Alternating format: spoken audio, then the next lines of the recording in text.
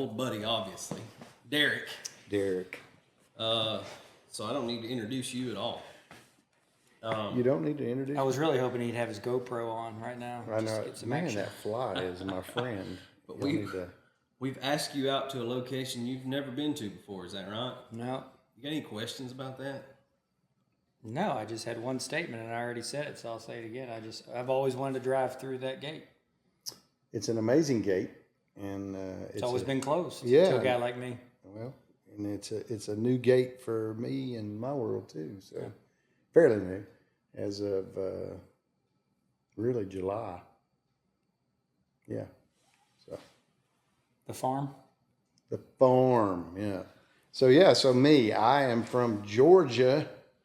Y'all love that, don't you?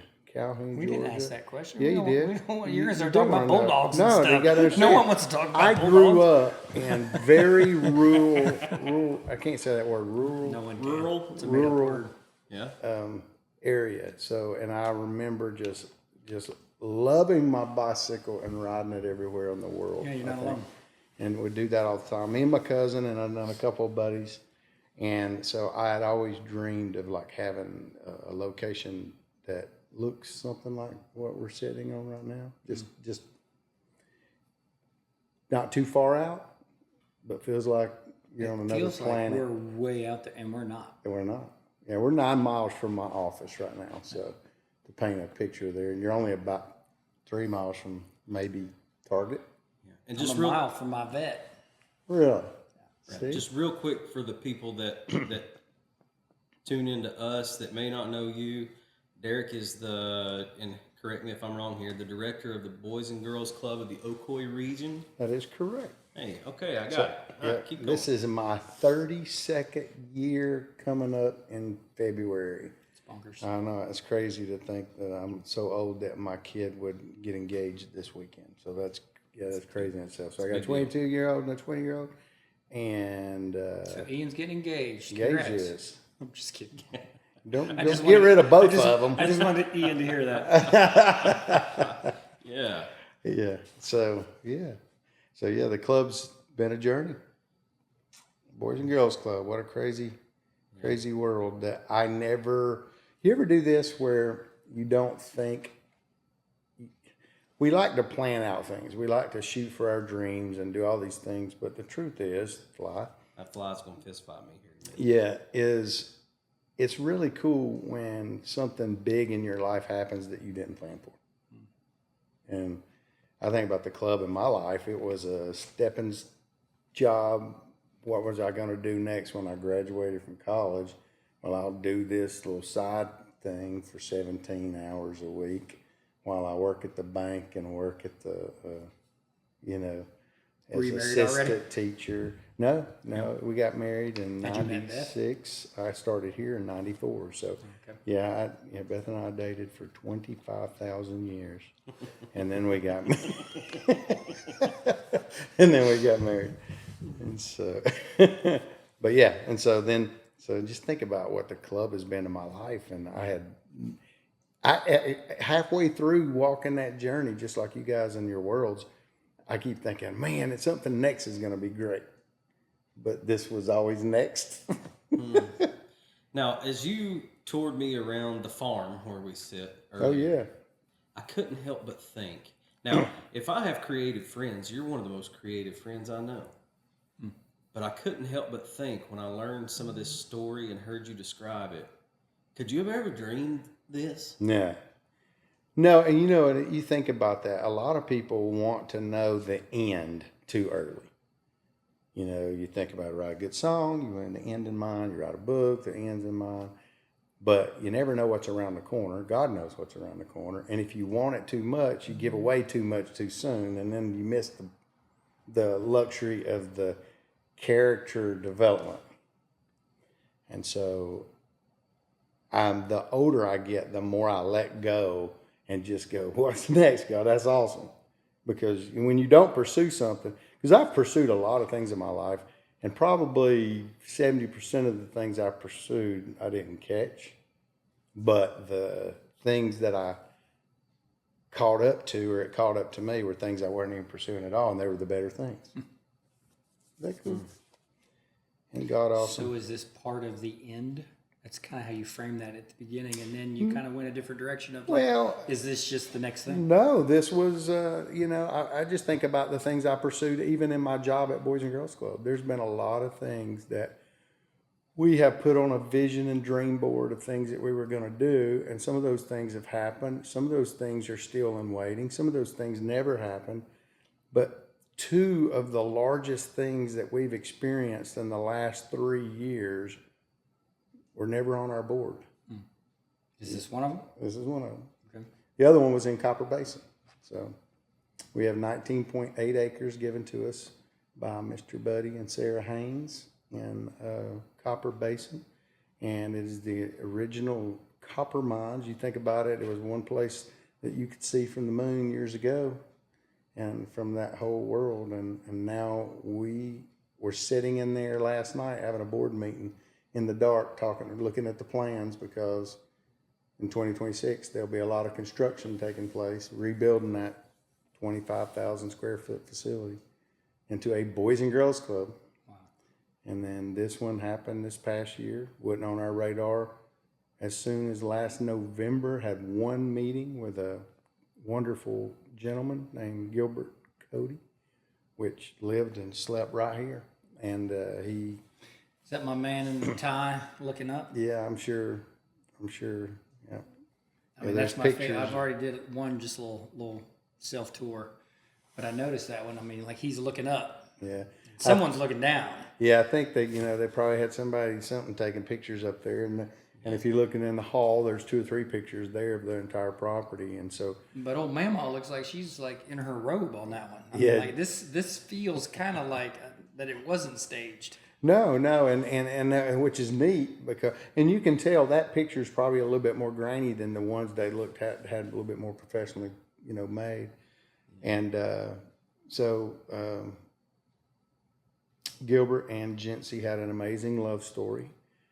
I sat right here and he sat at the table last November, and she had passed away like in October, I believe. And I remember the lawyer saying, we won't do a lot of talking. Let me talk. He probably is not going to want to say much.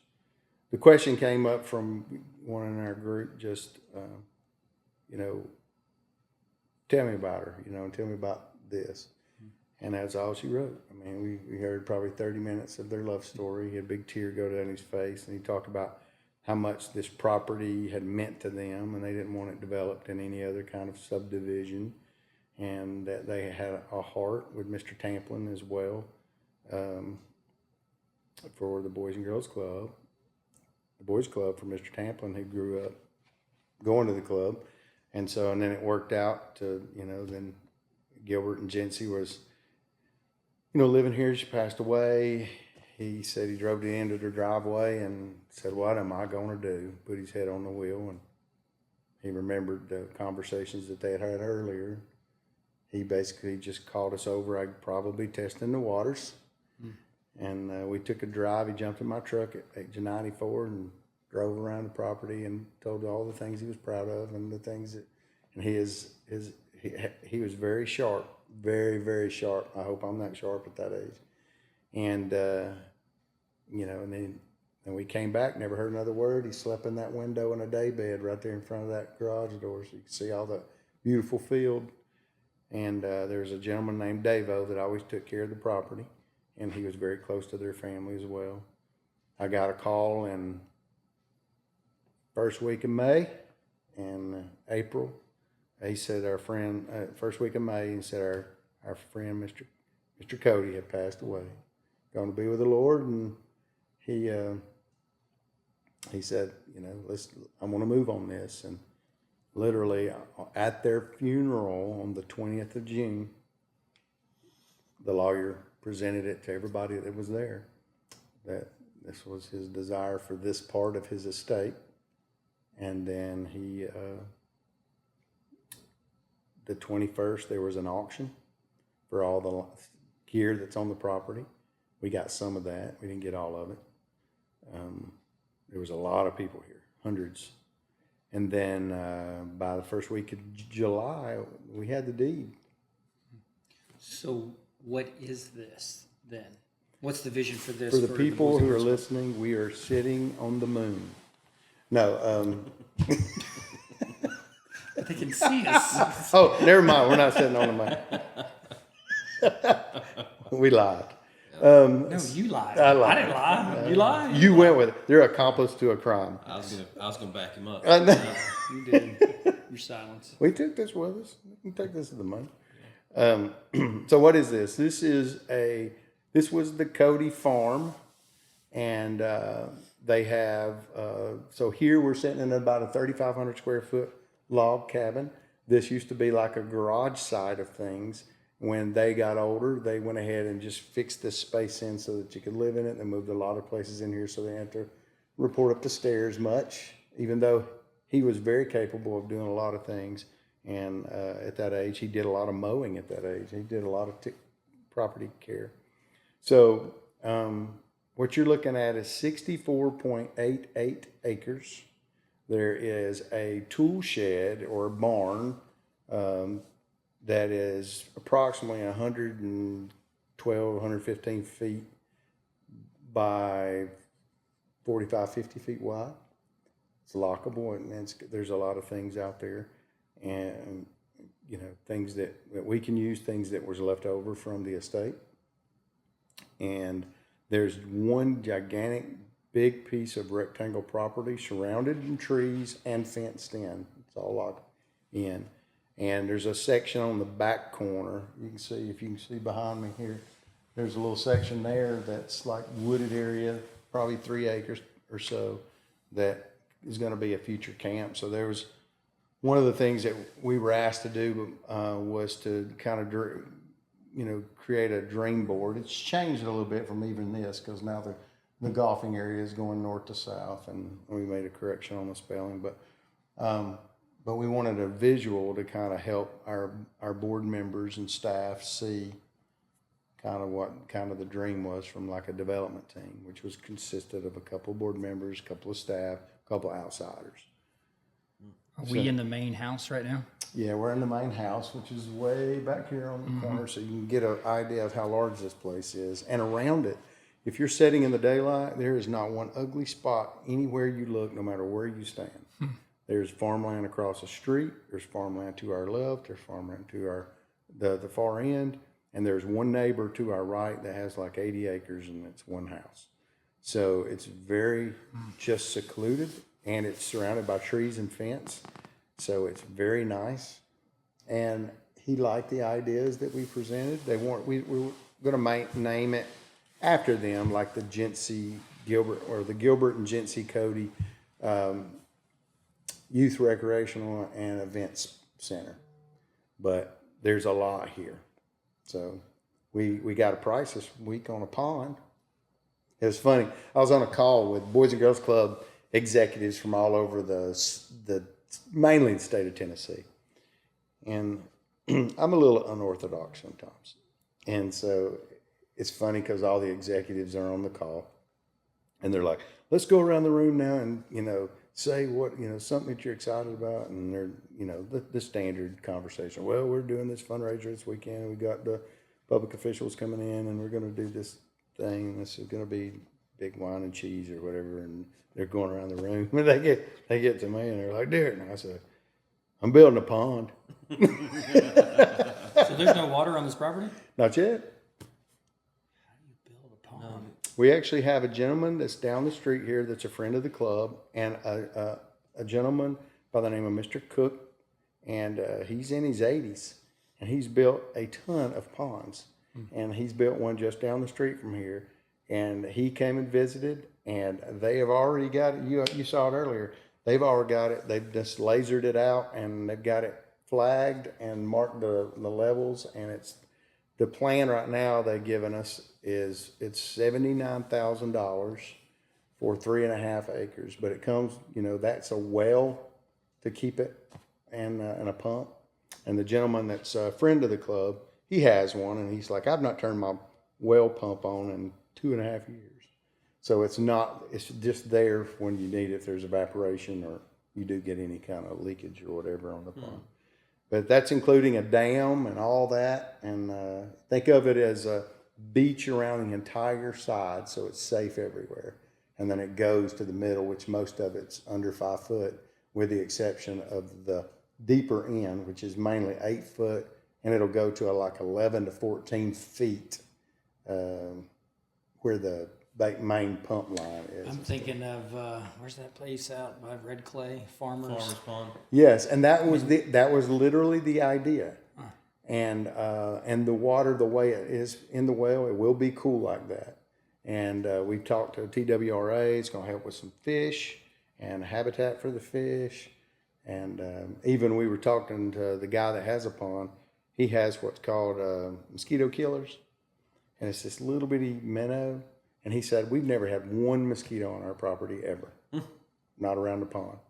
And you can catch fish with just a hook. I know, I don't even nor me. I'm going to carry one around in a cup. I know. I don't think that's how it works. How you know? You ever tried? If you drink it. If you drink it, you definitely don't get them. This guy's a little unorthodox, he said. Like So I'm willing to try. I know. Come on. If you drink Flies driving me crazy. I know. Well, we left the door open in the I front, know. and then it's probably my fault. And only one came in. So yeah, so that's kind of the idea.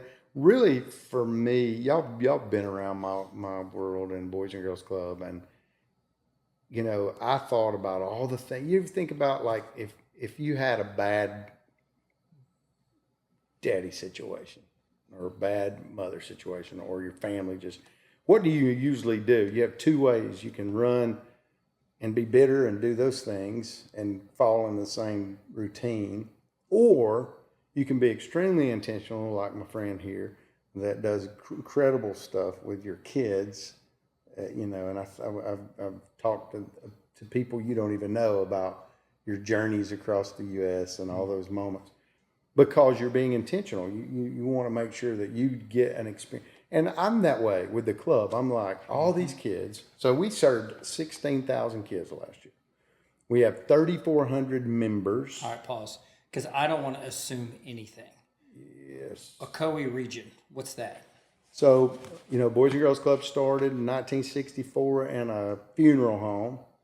68, 69 built our first building. It's now the Tucker Unit, named after James Tucker, who was a director here for 25 years, Jim Tucker.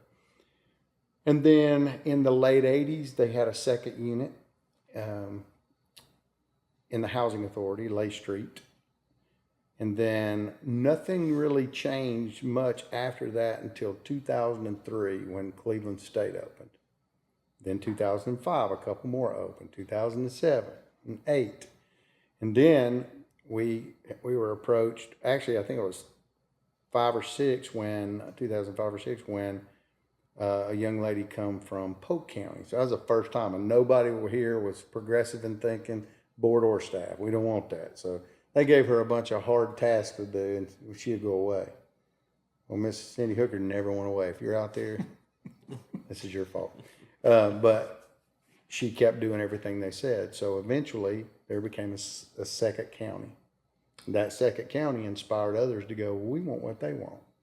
So then Meigs County come calling, but by the time they were ready, somebody was going to help. Mr. Ed Jacobs helped get Jacobs' unit off the ground over at Clinging Ridge Baptist Church. So now you got 7 units in Bradley County, and Polk County, you've got 1 unit.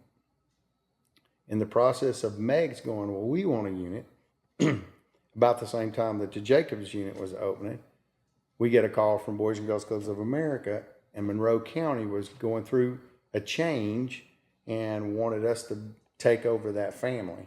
So we became one family. So now we have 5 units in Monroe County. Our second largest unit is in Madisonville. Probably our 4th largest is in Von Orr, Tennessee. And so since then, we opened up a unit in Copper Basin, and we're building in Copper Basin, going to be our largest facility. And then McMinn, we met with McMinn people, and Etowah became a thing. We opened up in a school in Etowah City. Then we moved to the church. Now we're still in the church. The city gave us 2 acres of land and right in the middle of the city to build on eventually when we can get some money. Money, you heard the word. And then Ray County this past year. So we opened up in Ray County. So if you See, know, I would have failed that quiz. If someone would have said, "Hey, where are these units at? How many are there? How many?" Not only cities but counties. Like I wouldn't even have come close. yeah, 6 counties, 17, 18 units because we're opening up a second unit in Ray. 7 in Bradley County. Yeah, 7 in Bradley County. We have 7 in Bradley County and a workforce readiness center. Our workforce center is booming. They have a big podcast too. They do the Chambers podcast every week. Yeah. That's where they do it. Is with our kids. Our kids run that. But where are they running that out of? Out of our space. We have, if you know where the third base line is, right there at the high school. I mean, at the Lee University's field in Ocoee. That whole corner of the Pie Center is Boys and Girls Club. Yeah, that's why I thought that was going. Yeah, the Pie Center. Yeah, y'all are in there. Yeah, we're in there, and that's we call it Youth Force. That is a workforce. That's Crazy Jay. Yeah, that's us. Yeah. Yeah, he works for us. Yeah, you probably call him Jason. Well, Crazy Jay. Hey, to put you on the spot, got nervous. Can Paul and I ride down there on a field trip one day soon? Always. I haven't been. I've been in there while everything was under construction. Okay. I haven't been back. Yeah, you need to go. You're behind, man. I already have. Yeah. You have? Yeah, Thanks it's cool. for the invite, man. Well, the kids just built out a new. Impromptu. They just built out a new podcast set. So basically, when you walk in, you have a kind of an instructional area for classes and some computers and things, and then the other side is set up for like a creative lab. I guess I don't know. Crazy printers and yeah, it's everything. They're making movies and stuff. I mean, creating characters. I mean, he's got a whole script. I mean, it's so like what's cool about it too is like it's kind of like when you got people like yourselves, you got talents in your own worlds and your own way. We say, okay, Boys and Girls Club, we believe this, and we're going in this direction, and this is what we want the end to kind of look like. But we leave some room when we trust our staff, which I have a high trust for Jason and Joseph. They're amazing people, very creative. I say he's like Disney in a body. And so... have you met this guy? I have not. He is one of a kind. He's one of a kind. Danny Coggin's son-in-law. Yeah. So let me tell you just a little funny story about my friend Jason. So he really tries with everything in him to please and do the things that you need him to do. Well, we do a class for all our kids. So we have a Department of Labor grant. And so we have like 62 kids that we pay, and they go in the community and work. And they work for all these people in town. The people in town don't have to pay them, but they just have to employ them. And we train them. It's trained by doing, right? So, but a part of that, when you're one of those kids, you have to go through all these things. It's called skill builders. Some of it's interview skills. Some of it is, listening to money and figuring out things. And one of our classes is called Raising Up Millionaires. And so we do all this investment strategies and savings and tax and how to prepare and start early and compounding interest. And eventually, it's going to pay off for you if you pay attention now. Well, Jason is 100,000% creative. And so you start going, okay, I need you to be a little bit tighter box, and we're going to be talking on financial stuff. You can imagine his about to explode. So we have a teen services director, and she's over all 6 counties. So all our teen stuff. We just went to the University of Cincinnati UCF game Saturday, and they got recognized on the field, and they got to catch the field goal balls from the teams and stuff. It was pretty cool. We had 40 go. And remind me who that other Rebecca. Her name's Rebecca Pierce. So she is our teen services director. So she's over all 6 counties, but she is technically Jason's supervisor because she came through Cody. She used to be at Walker Valley. Yeah. We caught up the other day when we took our sophomores over to the Pie Center for the tour that we do every semester. Yeah. And I stopped by their place and caught up a little bit. So it's funny. Is that these are good people you're talking about. They're great. Mm-hmm. So 2 weeks ago, I'm on vacation. And Rebecca, I'm like, if I get frustrated, I'm like, I need people to just follow through. We said we're going to do this, we're going to do it. Like, so figure it out. I don't care. I'm not worried about your feelings. We got to get through this. So Is that a go-to line for you? She sends me. No, it's not normally. And I have, like I said, I don't have to give a lot of guidance. Everybody's amazing. They could all be CEOs in the world that we're in. You just save that line for your boys. I don't care about your feelings. Yeah, no. But for this particular Not Beth, thing, though. I feel like I get some pushback because it's difficult for them in this, because it's outside of their normal way of being. They weren't wired for that. Okay. What was funny is Rebecca sends me a video when I'm on vacation, and she goes, "I just want you to know, this is how much Jason cares for you and how hard he's trying at this."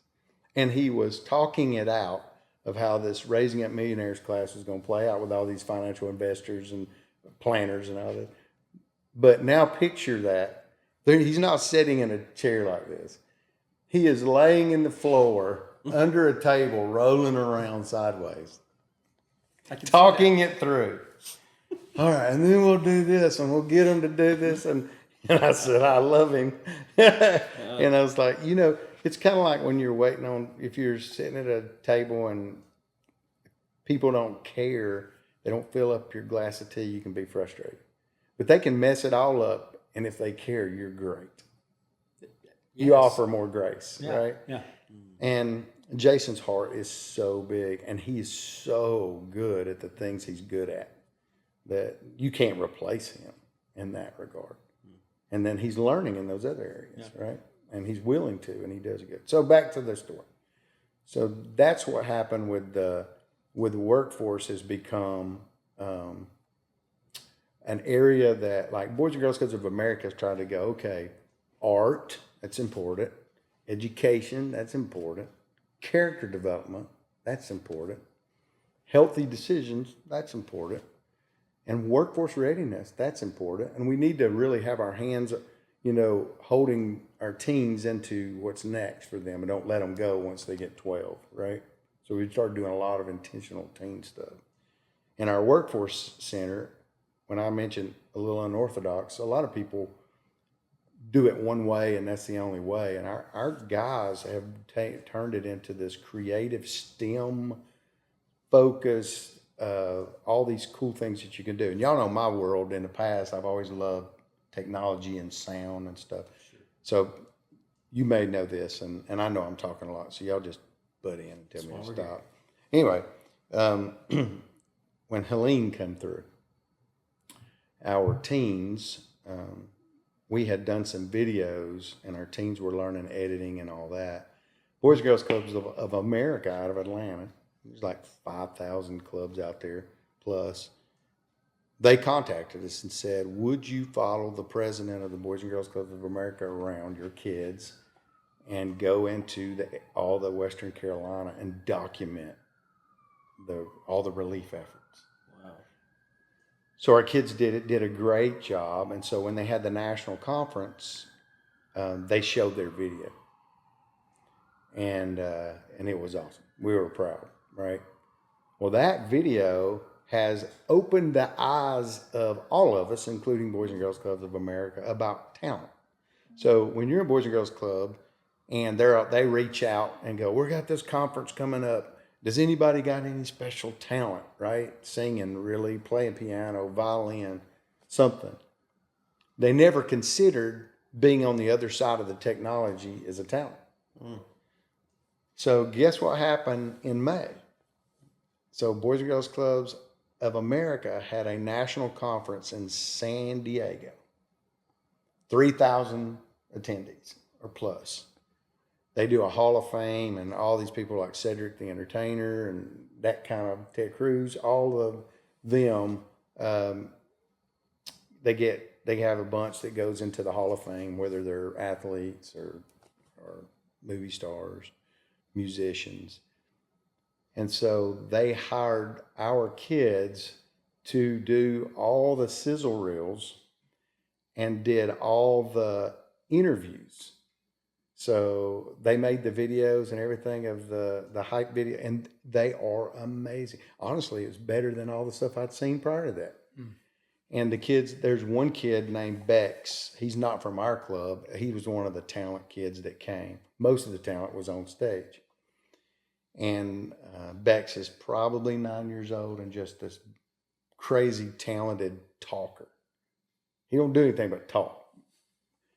So they made him the host of the main night. Wow. And our kids thought, wouldn't it be great, along with Jason and Joseph, if we made a walkout video for him? And they made the best walkout video with Sharp Dressed Man playing by ZZ Top. And this kid in his room eating Cheetos, but you never see his face. And he's getting ready, watching cartoons. And then he walks down the hall and goes to backstage. And then he walks up to the stage and gets to the stage after he gives our kids high fives. He's backstage and they said, "Are you ready?" And he goes, "No, I'm future ready." So future ready is our theme for the National. That's slick. And our kids came up with that along with Crazy Jay. And They ain't kids anymore. I know you can't help yourself saying that because that's your view of that. But man, when you start creating on a level of all you needed was an opportunity, and you didn't even know this opportunity would turn into, I'm going to borrow your words for a minute, their big thing. And they're just getting started with their next. That's exciting, man. That's a big deal. it's pretty cool. Because the Boys and Girls Club used to be like, hey, let's go play ping pong and shoot some hoops. Well, so if you think of Boys and Girls Clubs of America, you have some outside of the U.S., but primarily the U.S. is where the meat is. How big's that number? Well, there's 5,000 plus Okay, you would use that clubs. number. Yeah. So 50, all 50 states? yeah. And so then you start thinking about like their conferences and how they divide it up. So there's all these, Southwest, Northeast, and conferences, and then they'll have military too, because there's some military-based clubs. Well, this year, for the first time ever, the Southeast region, which is, I don't even know, 10, 12 states. And then there's the Southwest region. We're coming together to do one gigantic conference for the lower half of the United States. So in 3 weeks, we go to New Orleans. And they have asked our kids to do it all again. So the youth forces, we're taking 25 of us, and we're doing 3 things there that are pretty cool because we're rural. First, let me back up there. Boys and Girls Clubs always had the mission of being in the populated cities. Yeah, we ain't that. We ain't that. So we're in 6 counties, very rural. If you think of Meigs County, it's the only county out of 95 that doesn't have a railroad track. Did you know that? I did know that. Thanks So- for knowing that fun fact. I know, fun You fact. did know that? Oh, heck yeah, man. That's huge. So There's no railroad track in Meigs County. no, and think about how far and it behind that stunted puts you. the development of Meigs right. County. So, but guess what our nicest club is? Meigs County. So you Your think gift back to the community. so you think about how these rural clubs, they have a culture that is just full of joy. Yeah.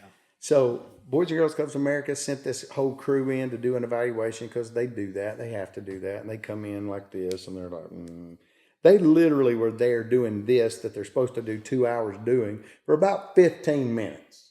They went and took their books and their glasses and put them in the car and came in and just enjoyed life and said, "Can we work for y'all if we ever retire from the national office?"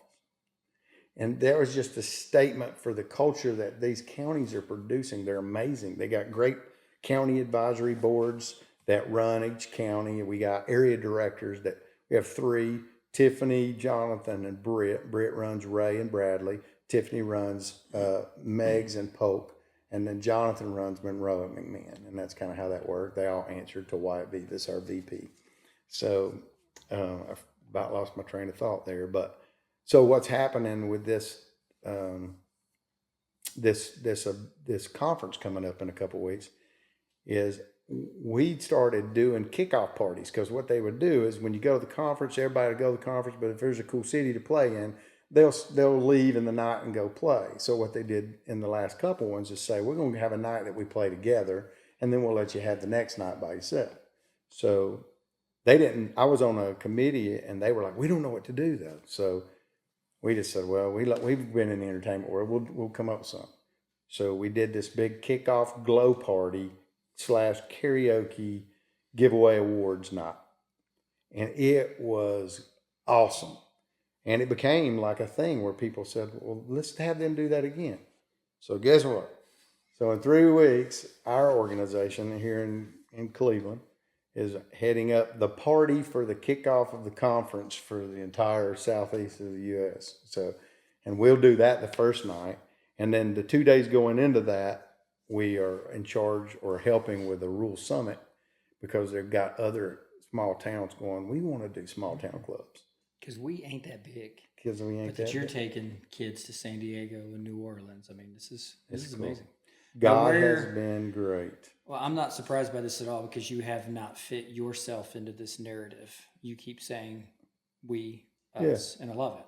But where are you in this picture? You mentioned a VP, you mentioned regional folks. Like, where are you in all this? So I'm the Chief Executive Officer. It's funny sound. I love getting you to say it. Why? Because you weren't going to offer this information, and I am not going to assume that I know. I got you. Yeah. Yeah, so the way our organization is we have about 150 staff,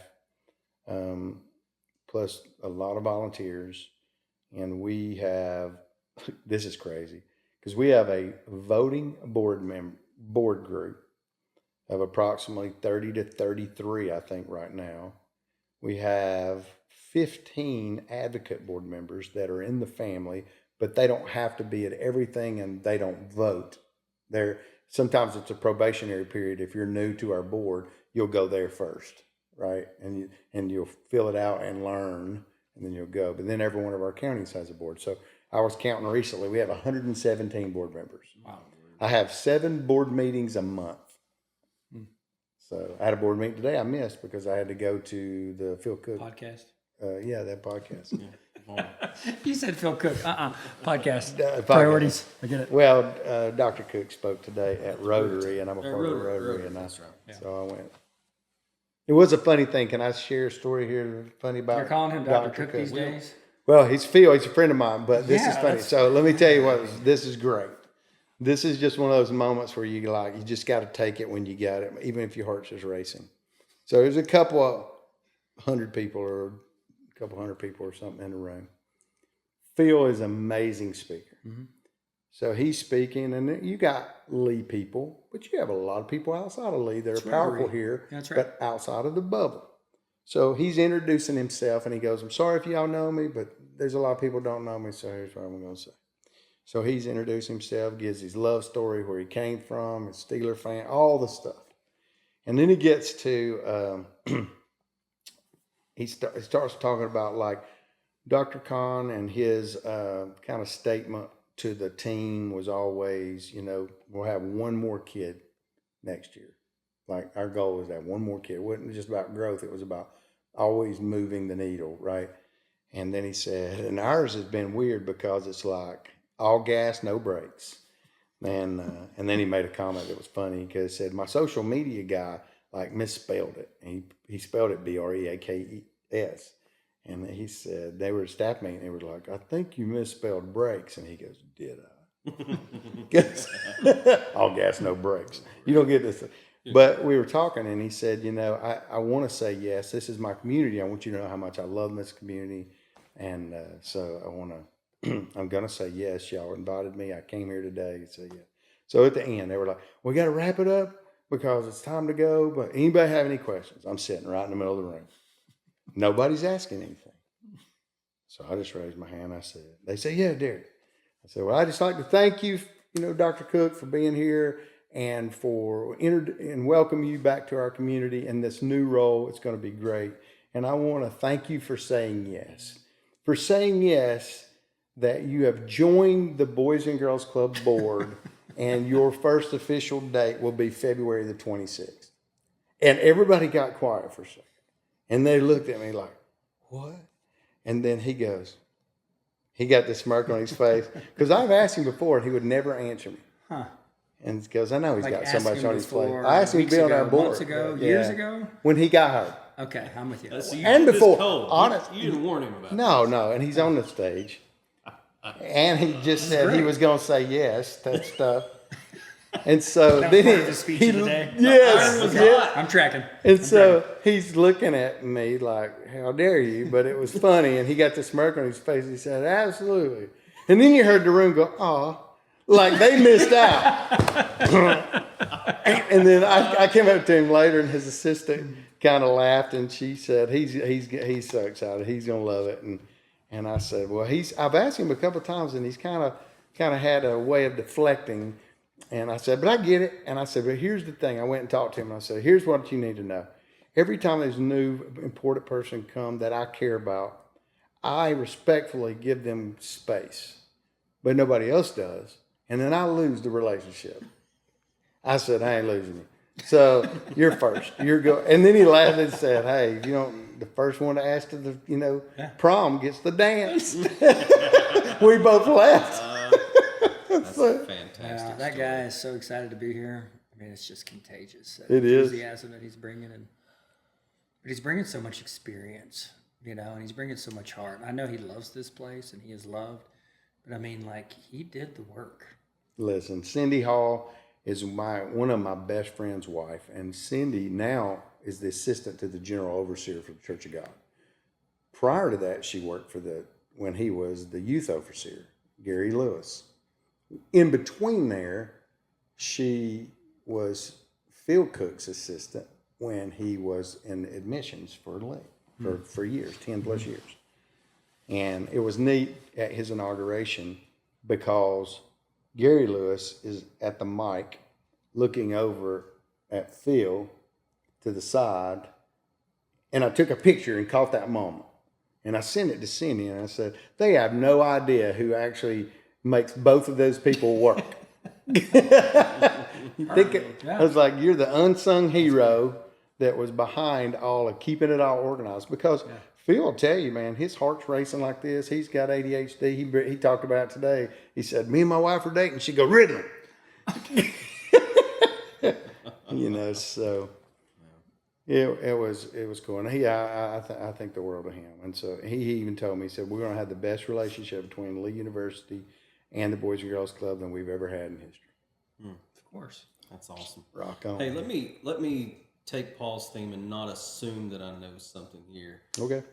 You both are my friends. No. Okay. But I don't know if I know exactly. Not after tonight. Not after tonight. I don't even know what that means. I just made that up. How do y'all know each other? Where did this start? Can you can take the quick version or the long version? Like how we got to know each other here? Yes. Was it basketball? Michigan Avenue. Basketball. Michigan Avenue. Listen. So it's not a Lee University story. No, we went to. Okay. You are a little older than me, yeah? Oh, I'm 27 now. Is that right? You were 29. 24. 27. Yeah. No. Yes, I'm a little older. We like to do it this way. When did you graduate high school? Class of... Come on, 1987. Yeah, you're a little bit older than me. Why did you give those looks? Because you're a lot older than him. You're not that much older than me. You just got your driver's license. In 1987? Ha ha. Yeah. So that was basketball. Yeah, our family moved from Oak Grove to Michigan Avenue. Yeah. And so at fall break, and basketball tryouts were there, and my son started playing. listen, that was great. That was a good time too That because was we a used to do all dynamic those duo, coaches shows. Just so you know. I've saw the coaches shows when you and I first started hanging out. You showed me some coaches shows. But listen, that's Classic entertainment right there, man. Gosh, I'm We need to so go back and glad I watch asked those. this. Yes. I would have bet everything I own that you guys at least crossed paths because of Lee at some point. I would have never imagined it. Yeah, was it's one of those things you probably did and didn't know to even speak because you were in different worlds going in different directions. Well, you're 8 years older than I am. So, I mean, And there's that. college-wise, I Oh, mean, yeah. that's like 2 generations. That's true. You know what I'm saying? So I Michigan like how y'all Avenue- keep pointing out my age. What, Oh, man, this is just life experiences. what grade were the boys? Second and third's when it started basketball, I guess, and then then fourth and So fifth. Seth, being my oldest, graduated in 22. Gage graduated in 21? So He's a year older. So it goes Gage, Seth, And Ian, Caleb, because all 4 of those guys track together. Oh yeah. That's how that worked. Yeah. So coming through, and I mean, It was interesting too, and I guess who is Caleb's girlfriend? Sydney Golf. Yeah. So the other night, it was weird too because like I'm sitting on the couch, Gage comes in and we're like, we can't get in touch with Ian. Where's he been? He goes, well, I was just with Ian. I was like, why was Ian with you? Because you're not at Lee anymore, and he's at Lee, and he's trying to find his way. And he was like, I don't know. We ended up at somebody's house, and then Ian's at the house, and Caleb's girlfriend was there. I was like, what was that got to do with anything? And he was like, she goes to UT, doesn't she, or something? She goes to Lee. She goes to Lee. He That's goes fine. to UT. But yeah, she goes to So Lee. I had it She's flipped. cheerleader. I mean, like, yeah. Yeah. She's family legacy. That's church of God right there. Yeah, that's right. But it was neat because then it got us talking about Caleb and him playing basketball and how good, and it was interesting. It's fun. Yeah, it was cool. Small world reminiscing kind of time. So then you start hanging out, and then, you know, just as families, and then we start going to like, Went I camping. remember one of our most, even before camping though, we went to a UTC game, maybe to see the Globetrotters, maybe to see Yes. UTC. I can't remember which one it was. Globetrotters once. But you and I started talking about raising a modern day knight. You and I have Yes. talked about from that book. Did you get it from this guy right here? No, but we've had this discussion. Yeah. Because we both knew that about each other, I think. So those 10-year-old trips that were really intentional. But I just got back from Atlanta at 2:30 in the morning because I said saying yes to 6 seniors in high school who wanted to go see an Atlanta Hawks game, a preseason game for crying. Because we did it last year and they wanted to do it again. And I'll be that dude that cool. gets you down there. They get back on the court. No, not this time. They got down pretty close, and Everest even got Trey Young's attention to like sign a card, made eye contact, and then was like, didn't give him a signature. But I mean, it was just the cheap seats down to row 5 or whatever. But yeah, Waffle House at midnight on a school night, boys, come on. But I'm gonna say yes to my youngest son as many times as I possibly can this year, because the boys come back home. Yeah, that's right, and we treasure that time. Everybody was in the same room this weekend, all 5 of us. Nobody else was visiting at that moment. There was no girlfriend. No offense, Sydney. She'll be listening because she always does. I love it. Aunt Missy wasn't there. Uncle John wasn't there. Grammy and Pops wasn't. It was just us 5. And the laughter that filled the room, and to see my wife's sweet face, to have all of us just there. So as the baby has now grown up to be bigger, taller, stronger than all of us, I'm gonna treasure every bit of that. And so I'm gonna say yes to that, and say yes to, hey, I'll go rebound for you. I said yes, and it was this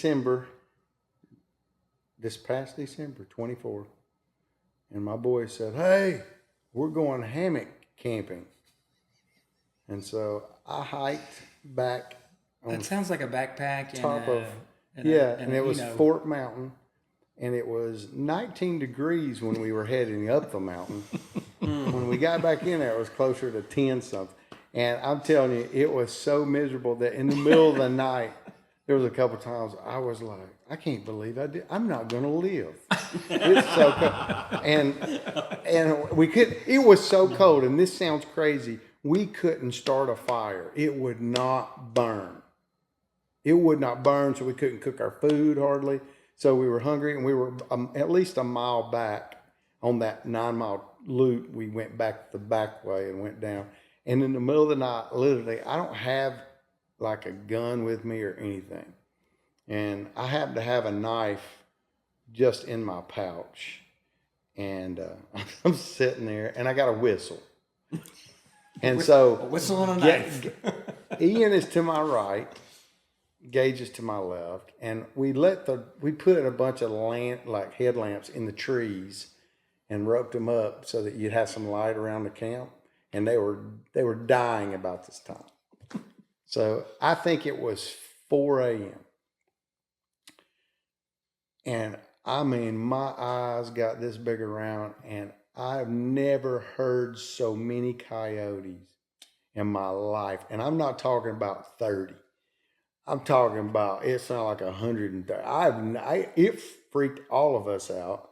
We could not, it sounded like, dying ladies at first, but you heard it coming. And there's a trail. We were off the trail probably 30 yards, 40 yards down in a little ravine. And you heard them run that trail. And then you heard them run away. And then we thought, phew. But I had that knife on my stomach.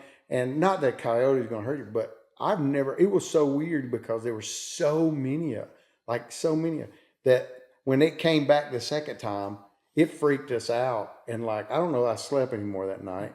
And I told the ladies at the thing, I was like, man, have y'all had a bad thing? And they said, we have never heard anyone say they've ever heard one. And you could hear, what was creepy is when they were running, you could hear them. You know what they sound like when there's 5 of them. Imagine 100 of them. I don't know how many were there, but it was so loud and there was so many. And you could hear them a mile away. And you could hear them as they were getting closer and closer. And it was all around your camp and it's dark and you're in a hammock. So I did that. I just said yes to Waffle House and some hash browns at midnight.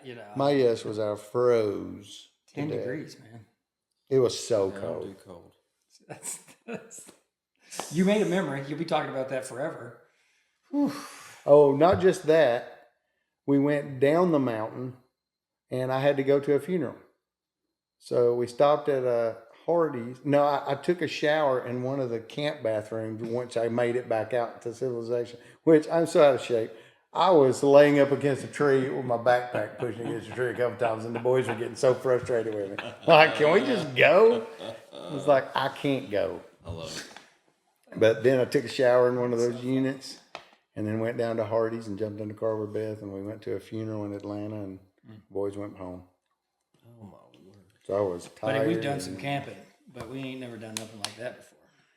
Well, I tell you what I did. I went home and they bought me a hammock blanket that goes underneath it and over the top of it. I'll never have that problem again. Are you going to go again? I will. Okay. I got to prove to myself I can do it now that I have the appropriate blankets. Yeah. So I feel like raising boys, man. I love it. And they've grown up at the club. I mean, their whole life has been around it. So it's been good for them, from playing ball to just interacting and making friends and getting outside their comfort zone. It's been good for them. That when you go through life, the more you know, the more confident you are in whatever situation you're in. So you move quicker through making decisions. You think about somebody that grew up in a military family, they've had to change homes all through, so they make friends fast and they're very confident. They're not in that situation, but I feel like the club has been good for them to get out of their own way and make friends quicker. Because you've got 2 introverts, don't you? No, I have 1 introvert and 1 that talks all the time. It's funny when they were introducing At us. home or everywhere? Well, when they were. Because I still wouldn't describe Ian as someone who talks, because I'm identifying the introvert correctly, yes. Well, I'll explain that too. Okay, But when they were young, Ian's 2 years younger than Gage. Gage loved bacon, all the time, bacon for everything. Ian never ate bacon. He didn't like bacon. He wasn't big on meat and stuff like that. It was weird. And every time I'd be like, now, boys, y'all introduce yourselves. And Ian would talk for both of them. Gage wouldn't say a word. He'd look at them. And Ian would go, hey, my name's Ian. This is my brother, Gage. He eats a lot of meat. And I talk too much. That was his opening line. He'd tell everybody that. And we're like, okay, you know yourself. But then when Ian went through 7th, 8th, 9th, and 10th grade, he was having a hard time finding a like-minded crowd. And he then just said, well, I'm going to go be alone on the golf course. And he did. And so that was good and bad for him. I think he missed out on some friends that Gage had that he didn't have. Ian never had a good core group that he felt vulnerable around, that he felt like he could be. He had good friends, good connections, good people he liked. But you know it's different when you have that one or two friends where you just can drop everything and be dumb and feel okay with it. He didn't have that. And so until Lucas probably come along, you know, in church, and they were going through some similar stuff and became good friends. And then it just kind of grew from there. Golf then helped. But I really wish he would have played basketball. I hate that we missed that opportunity to stick with it. But I think he was just trying to figure out things for him. And I'm glad he played golf. It turned out. I don't know how we got talking about all that. That boy loves some golf, man. He did. He didn't play as much. He went and talked to Lee about playing, and they weren't really interested in having any more people on his roster. And he said, well, I'm going to come here regardless. I don't want to go play. He got an offer at UT Southern. He got an offer at Johnson. He got an offer at Milligan and a couple other little places. And he was like, I'd rather be at Lee and have the college experience. And he did. What's funny is then he didn't pick up a club for months because they weren't interested and nobody. And so he said, I'm just going to pick up guitar and try some different things. And then the other day he went and played golf. He hadn't played for nothing. And honestly, this spring, I don't know what was going on, but he played his worst golf of his life, you know, just overthinking it and struggling and trying too hard. Nothing worked right. And then, I mean, he played golf like 3 days ago. He shot a 32 on 9, and he shot at the country club, shot a 73. And that was the first time, the only 2 times he's picked up clubs in months, and he shot a 73 and a 32. So he still, if somebody worked with him and he still was, you know, he could still do it. And so do you golf? No, terrible. Every time I go, he pats me on the back. I'm too competitive and I suck. Are you better than Matt? No, I'm sure I'm not. Okay, check. I can drive the mess out of it when I get it. When? When I get it. What's your getting it percentage? Probably 40%. Okay. So 2 out of every 5 drives, we're going to be just bragging about how strong you are. What's funny is I don't know where it comes from, and he laughs about it because he'll go, okay, this is however many yards back, you need to use a 7. Okay. And then it goes, I'm like twice as far. And he was like, next time we're using a pitching wedge. You know, because I'm cute.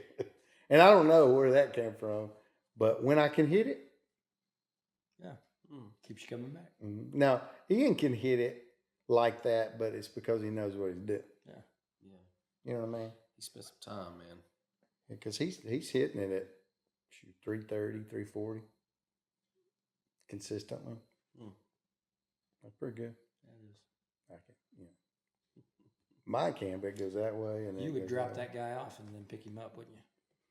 That went for a while? He used to go to the golf course at like 7:30 in the morning. And we'd go to work all day and pick him up at the end of the day. Yeah. And he would do it on his own. It was just all him. See, that's the kind of stuff that just converts later in that life, in life. Just when you need that type of not only work ethic, but like that stamina to be able to stay in and grind whatever you're doing. It may not be golf again, it may be golf again, but you know, it converts to relationship. It converts to your ambitions. It converts to, you know, you got aspirations because now you're a part of this group that wants to do something together and do something meaningful. Because what does competition really do? Yeah. How well does it like integrate with the gospel message? Sure. Not a lot, but you do make some memories and you do meet some people. But that kind of grind I have seen be able to convert into some really special things. Interesting thing. I'd like to know the sports psychology behind some of it, because like Ian, when he was going through school, Ian can do anything in school okay. You know, like he can be the good student on the good side of average. But his processing speed isn't there, or it wasn't. And so we had him tested, and it was probably his junior year. And we had this lady that was working on the ACT, and he would take it and take it and take it and take it and take it and never improve, you know. But she said, every time I give it to him, he aces it. But every time he goes there and takes it, he does terrible. And she said they did some testing with him, and it turned out that his processing speed. She goes, if we would have caught this early on, you can actually file for stuff to get you, some grace or whatever in how you take the test. Mm-hmm. But we said, but it doesn't matter, and he's not going to get that kind of love when he goes to regular life, so he's got to figure it out. So we didn't do it. But we've watched that play out in golf. When he is himself and he's smiling and he's talking to you, he will kill you at the game. The second he starts thinking about the game and forgets about the relationship with you, he's terrible at the game. And we try Sounds to like shooting 3-pointers as well. Yeah, it's like literally. You lean in, you enjoy what you're doing, you just perform better. He was when I talk about talking all the time. He gets that from me. We were at he didn't start growing ever until he was out of high school, and we were in the 8th or 9th. He was in the 8th or 9th grade. I think it was 9th. He was like 5'3", and he was playing in a tournament, and we were at Moccasin Bend, and there was all these golfers that are just incredible golfers, and they're serious about it. And Ian got out there with him, and me and Beth and Grandma's all just giggling under our breath because we're like, those poor guys. Ian would not shut up talking to them. And they're trying to golf, and he's like, what are you doing? You ever been fishing? What do you think about this? I hate those bugs over there. And he was doing that. And he was beating everybody because he was being himself. And you're like, you can't. I was like, I want to go tell him to stop because that's rude. But if I do, he messes his game up. And it was just a funny moment. And then he started getting too serious, and then it went down, and then he relaxed, and it went back up. So he's the worst enemy. He was a little feller, and that's why we're sitting here talking. That's how we met, because Ian was a little feller. Football evaluations. I love that. You're going to coach a youth rec football team. You have to go, and they bring all of the kids that signed up, and they run through these drills that are set up for them. And if you can get a look at these kids, and they rate those kids, 1 through 5 or whatever it was. I don't remember. And I'm trying to think of who it was that was standing with me watching this. And Ian goes through. I didn't know Derrick from Adam. I didn't know Ian from Adam. I didn't know none of them. Adam what? No.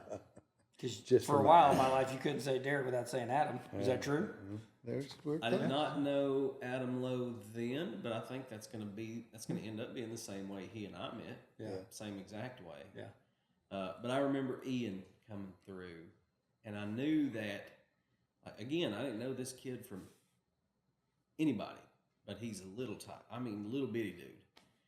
But I told whoever was standing next to me, I said, hey, at some point in this draft that we're about to do, I'm going to have a little feller. If I'm going to have a little feller, I want that little feller right there. And that's how. Yeah, Ian and it would be like, man, Kyler. He was like, you ever seen a kid, but he's built like an adult that works out all the time. Kyler had a frame on him. He really did. And, and it's funny how that happens sometimes where you are just naturally just built and buff and a stud. And Kyler could literally run north and south and just drag all 11 players with him. I believe every bit of that. And wanted to. Yeah. Had that tough about him. It was funny. Ian and Gage didn't have that tough about him. They were sitting in the back seat one time, and Ian was like, so you going to play football? And Gage's like, yeah, I'm going to play football. And he goes, but you don't like getting hit. And he goes, so? And he was like, but you're going to get hit? And he goes, no. I'm just going to run the ball and make sure everybody misses me. And it was that simple.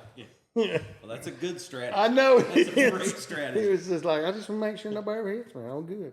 That's a Play. great strategy.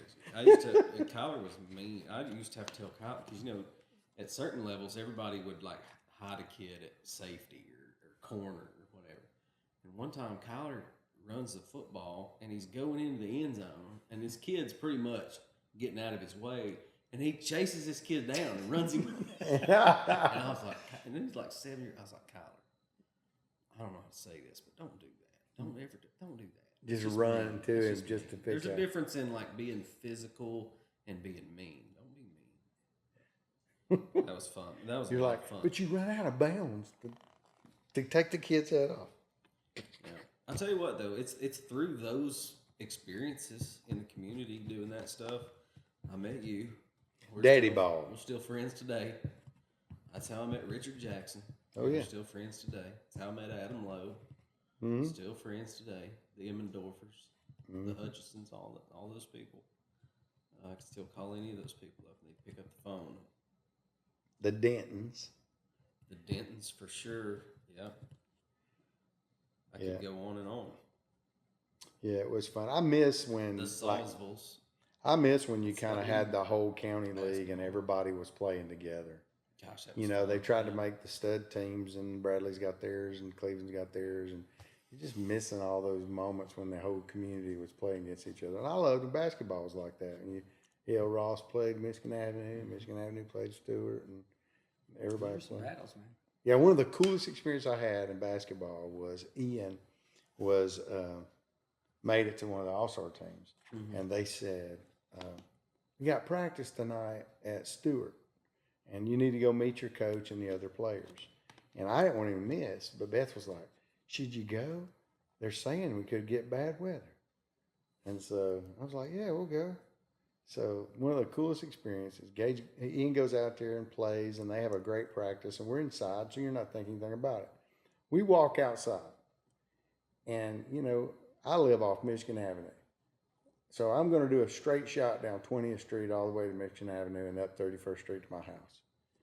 By the time we walked outside, the whole world was white. And I was in a vehicle that's rear-wheel drive. And so we literally got in the car and we were laughing, and he was a little thing, and we tried to go as good as we could, and we slid all over the road. Lucky we didn't wreck. Finally, I just pulled over because we had gone too far. We couldn't go any further, and then we trekked the rest of the way home. And it was funny when I see Beth standing on the steps like, "What are y'all doing?" And we're walking down the yard and like this thick of snow. We're all bundled up, and him in his basketball uniform underneath, a big coat. That's awesome. You think about those moments like that, and Yeah. I hope they remember it the way I remember it. Yeah, me too. I think they do. We're in that stage of life where we can bring those things up. And I mean, in our house, our boys are not scared now to go, remember when? And we're like, is this one going to be one of those where we laugh with each other?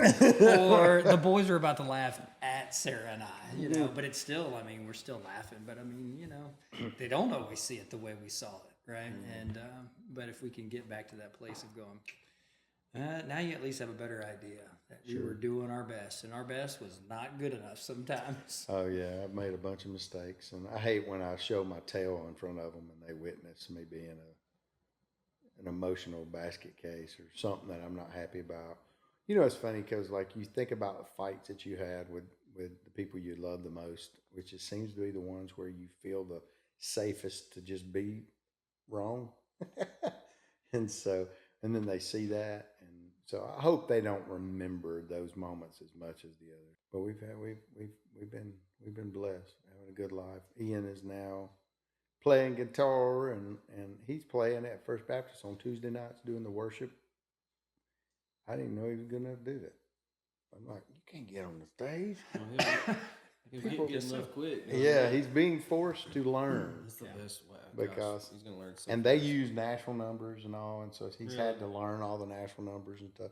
And it's like when I think of Nashville numbers, I think 1, 4, and 5. They're like doing some like crazy chords out of the Nashville numbers, and he has to understand all that. Really? So it'd be like a 6 major 7th, Yeah. and he's like 4 diminished. Yeah. What? Hey, let's do this. Get this guy talking about music. Keep going. Music. Yeah. Yeah. Music.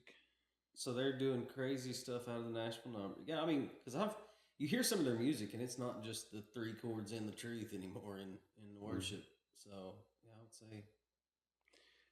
Yeah, so the music world for me. So I redid my recording studio this past year and fell in love with it again because I kind of got burnt out, and I was chasing sports and the boys, and then when they basically were at the place where they're moving on to things. And we had a little bit more time in the evenings for each other, me and Beth. And so I redid the studio and started writing again some dumb songs, but like one song now, I've been talking with and working with Eric Yeldell, Bartley Norton, and writing. And so I've written a song now. I can't get past how it should end and where the bridge is. I'm finished, but I'm not finished. But we're trying to get it so that the choir can sing it at First Baptist. Wouldn't that be cool? Yeah, I've never done that, and so yeah, that would be really cool. so that's new for me. I always felt like I should try to do praise and worship, and this is crazy because I like praise and worship. Like when I know it's time to be intimate and there's a good song to do that, use it as a tool. It's awesome. But then a lot of stuff I just don't like because I'll listen to it and I'll be like, that's cheesy or dumb, or there's no depth, or where's the emotion? I don't feel anything. So, and so I have to stop analyzing things sometime and just be creative. We were talking earlier about the point sometimes, just be creative when you're writing. Don't worry about the end in the sense of it's got to be perfect or you trash it. Just write it even bad. Write it raw. Write it bad so you can get in the habit of writing. Because creativity, I think, comes out of not putting yourself in a box. Well, I think if you're writing, it'd be just like writing a book or a story or whatever. If you're assigning a job or a goal to that as far as your audience goes, from a certain angle, you sort of diminish your creativity a little bit, especially writing a song. Just write the song. Yeah. And it's hard because there's different in songwriting, and I've learned this from, going to the Songwriters Association, events, song symposiums and stuff. There is a craft with a Cracker Jack song. And it's not easy as you think it would be, but there's formulas of what they're looking for on certain radio stations, right? Sure. And then you have to kind of do, song needs to be 3 minutes and 23 seconds. The song needs to be on the positive side. Song needs to have a verse, chorus, bridge, chorus, and there are those things that happen. But then that doesn't mean that somebody can't come along and write a Bohemian Rhapsody song. That doesn't fit any of that. No, But it works. That's why I'm so attracted to Jason Isbell. Yeah. He'll write a song that's a verse. That's it. Yeah, it's just a verse. There's no chorus. Yeah, and what's cool is because he's gotten a reputation for writing for that. He's got some songs that are cookie cutter in the sense of being radio worthy, and at the same time, he has songs where he just said, "I wrote this because I wanted to write it." And you listen to both of them because he's earned the respect in the other arena, or you wouldn't know his name. Sure. So which is pretty cool. And then he's allowed to be raw, which he's known to be. Yeah, for sure. And he's like, well, and I'm going to write this raw, and you don't have to listen to this one if you don't want to. But yeah, I think I'm always listening to songs. Matt and I, usually when we're both should be asleep, there is a text that will come in about midnight, and it's we don't even say anything anymore. It's the understood rule. It's just a song that we've heard, and we were like, oh, send it to Matt. And then Matt will just either listen to it then, or the next morning he'll be like, well, that was good. That was crazy. Who's that? Or sometimes the response is another song. Yeah, So, and sometimes it's up to you to figure out whether the video you're getting is for the song itself, or for the singer, or for the band. And it's usually pretty obvious. Yeah. Because we'll send... I know I will. And a I know killer singer that's just like, I know you appreciate the song, or their ability to, incredible singer, or there's just an awesome written song and you're like, dude, that's awesome. Because it's always about how you say the same thing different. That's everybody. Everybody writes about love.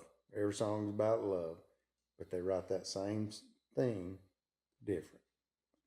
And then you think of how simple can you make it.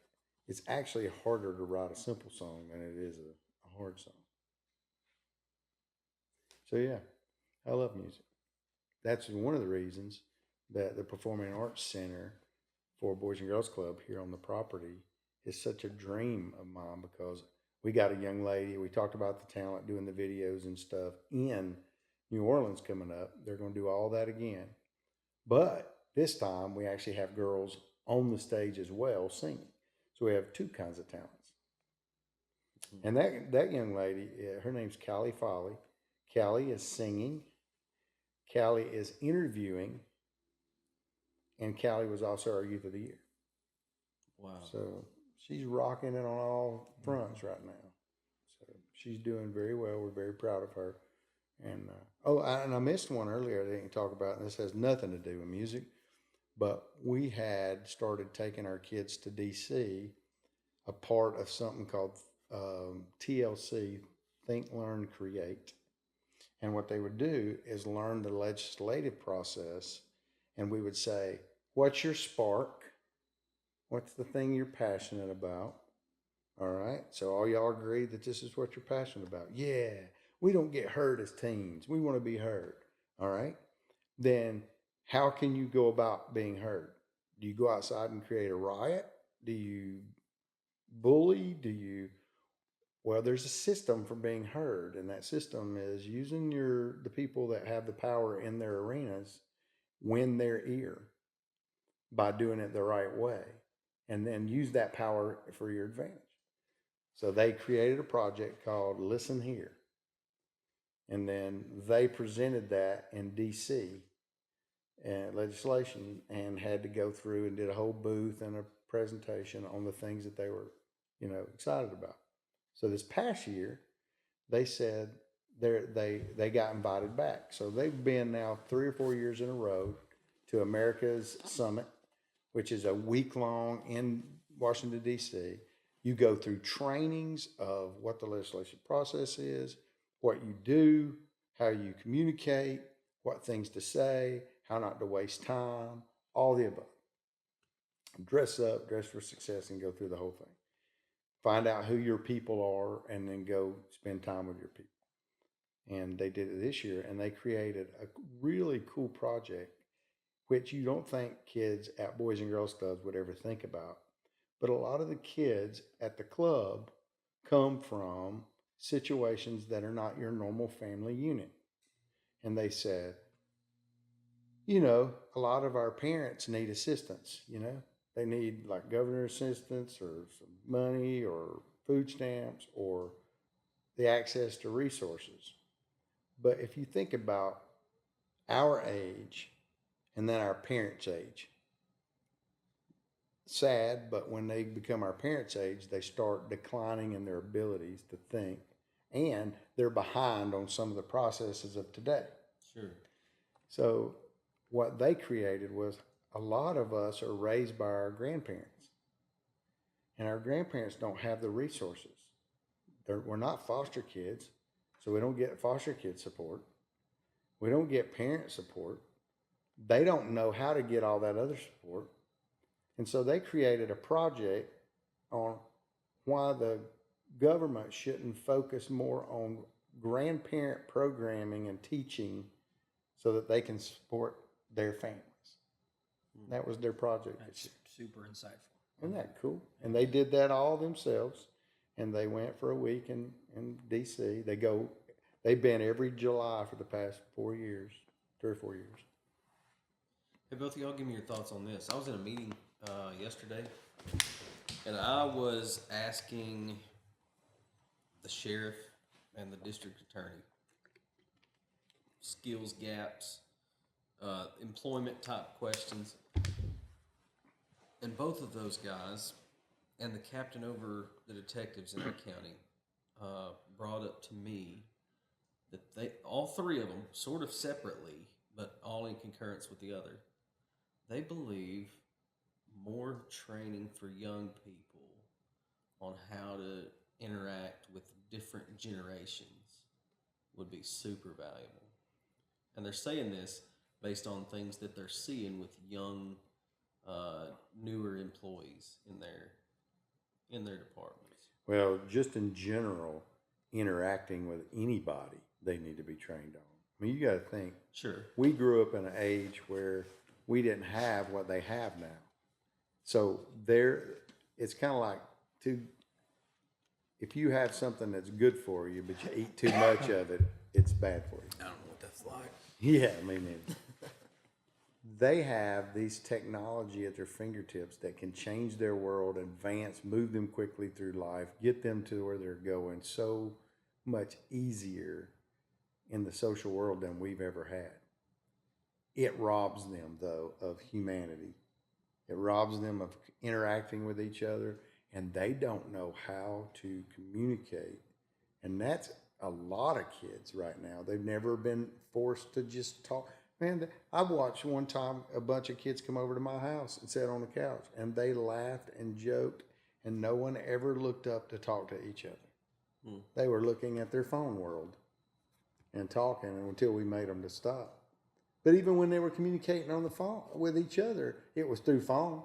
They'd send a text joke instead of just tell you the joke. And Bonkers. it is bonkers. It is. And so true. Yeah. And so now what does that do? How do they talk to their boss? How do they talk to, their coworkers? How do they express themselves? How do they, you think about motivating your team as a leader. How do you do that if your head's been in this your whole life, right? Mm-hmm. You don't know how. And so, yeah, I think that is true. I just don't think it's different generations. I think it's just in general. Yeah, and I guess what brought them to that conclusion was some of these people we're talking about are lawyers. But what was brought up was that when some of these young lawyers are communicating with each other, they sort of have a certain way of navigating conversations, and these are real conversations. I got you. Now, everything you said is true. I agree with everything. But one thing that was explained to me that they're seeing is one of those young people that are communicating pretty well within their generation might go up to a different county and run into that nearing retirement attorney with, maybe poor bedside manner and very business-like demeanor and just destroy the feelings of these young lawyers, and they just don't know how to deal with it. Yeah, it was interesting. I just thought I'd bring it up. No, I totally understand that, and understanding where people come from offers either grace or at least thick skin, right? So you know that it's not personal. Sure. It's just how people get to it. I was thinking about like the social world. This is crazy, but if you think about like social media, and I was telling somebody the other day, and I was like, here we went through this Charlie Kirk thing, and in my world of the people I'm connected with, there are some people that think, what a wonderful, this person was outspoken and did everything that they could do for the right reasons.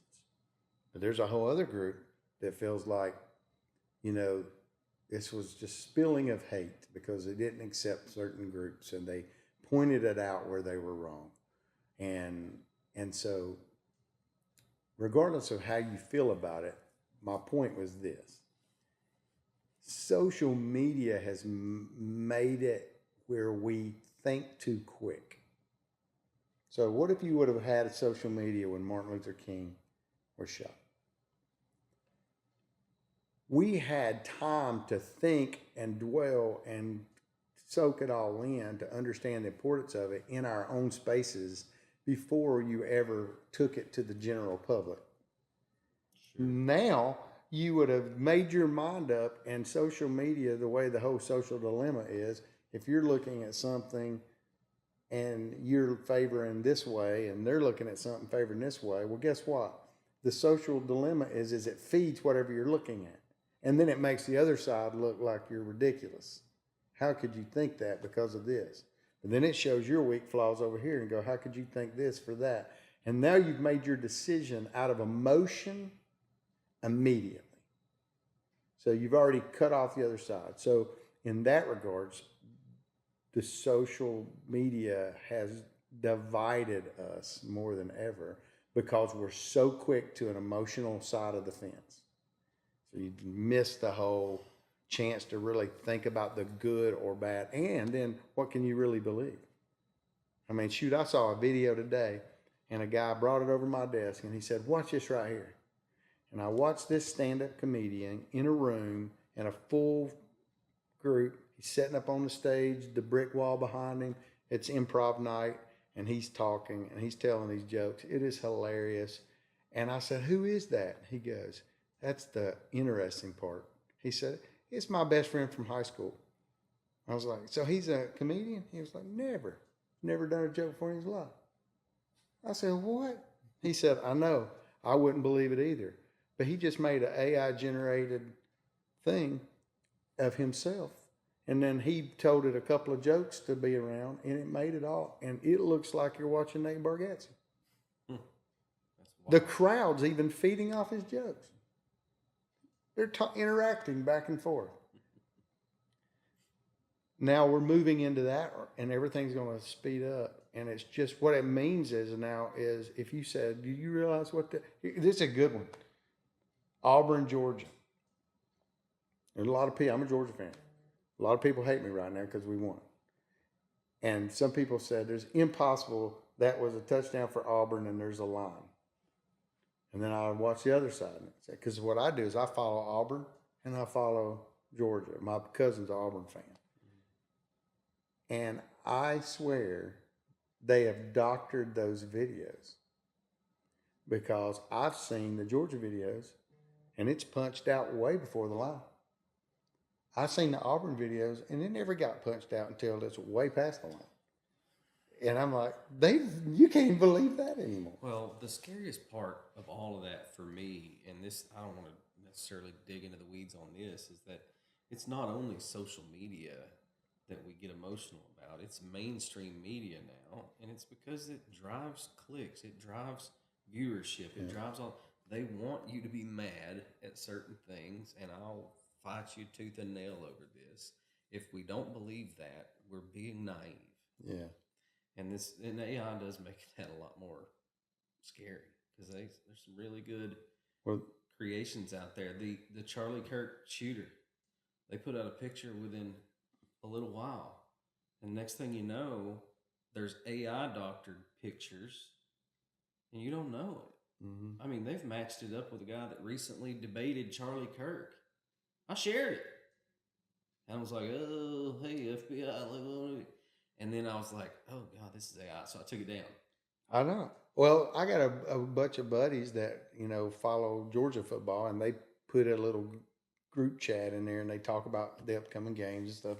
We'll go to a game occasionally, and I was getting mad at them because they kept posting things in that group, and I'm like, "Quit being so naive." I saw that same post with LSU's quarterback, the same post with Tennessee's quarterback, the same post with Saban, and you put it on there like it's real. And so I got fed up. And so after everybody was fussing about, Georgia hate, and I thought it'd be funny. And so I went to ChatGTP, or however you say it, and and I said, make me a meme of Gunnar Stockton, the quarterback of Georgia, feeding a starving puppy that was an Auburn's fan puppy. And because I got tired of my friends doing that. And then it said, can't do it because you don't pay for the service. So I just never watched. So later I'm watching TV and I'm like, bzz, and I look down and I get this picture. And it's funny. It's not his football number, but it's a Georgia player. It's not his face, but it says Gunnar Stockton feeds starving Auburn fan puppy. And it's got a puppy and he's literally feeding the puppy. And I was like, it did that from me just speaking into my phone, which is crazy. So there was a book out. Y'all both probably have read it or know it, but The Anxious Generation. I'm aware of it, yeah. Yeah, so that we talk about it in class. Yeah, so that book's pointed out a lot of the things that our kids are going through, and then the anxiety that comes from being something you can't be, or believing something, or just the fact that everything is so fast paced, and you feel like your head's got to be in that world, or can you measure up? And it's affecting, since 2016, it's compounded so much to now that there's more self-harm between, there's girls is facing more, there's been a lot more troubles than we've ever seen in a short amount of time. calls from the pressure that world is driving. So it's a world you got to live in. You got to learn to swim it. How do we do that? Going back to your question, how does we teach them to communicate with each other, or the mean old loggers? Sure. Or you at least put them in situations where they have to communicate with each other. So here's my take on that. Okay, this tool or weapon. Buddy, I just sat right here and you just told stories about taking kids to San Diego. Tool or weapon? Tool. You're taking them to New Orleans. It is the exact opposite of the last 8 minutes that we've been talking about this thing right here. The tongue, tool or weapon, right? Community can be healthy or unhealthy. Guns. I mean, so when those people ask you that, so let's be parents, let's be teachers, let's be CEOs of the Boys and Girls Club, and let's provide these opportunities for kids to go on field trips, to go to the old folks' home and not even serve lunch, just eat lunch. Yeah, I mean, you tracking what I'm saying here? Absolutely. Send them out in the community.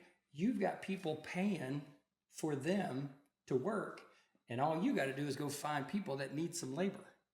I mean, those kids that are a part of that are getting what they want. Sure. Like, it's already happening in our town. How do we get more people not only involved kids-wise, but how do we get more people in our community to know what's going on? That's good. Because the Anxious Generation book has already been published, and it's out there, and it reverberates. And Everest was the one that he read that for an assignment in our class, and he was double dipping because he had to read it for Lee, I think, as well. But like bringing that in, it's a reality check for us. And so I would come back to, all right, so let's parent, let's teach, let's do what we do, and continue to give those opportunities. Let us use the tools. Like, I mean, that's a tool. You use that tool. Sure. You know, I mean, those kids are creating videos in your class. That's a tool. They're making podcasts. That's a tool. And so I have taken upon myself to be a voice to when I get into particular circles that I run in and people automatically jump into, man, I'm worried about these kids.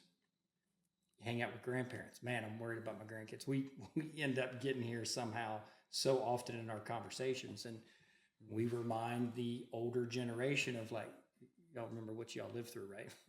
Yeah, I know. You know, I mean, we lived through the angsty 90s. I mean, like, come on, man. I mean, like, people were worried about us. I mean, and a lot of us turned out okay. We're Gen X. That X is like, man, we have no idea this generation is going to turn out because we've never had so many latchkey kids. We've never had so many, like, both parents are going to go work, and so they're taking care of themselves.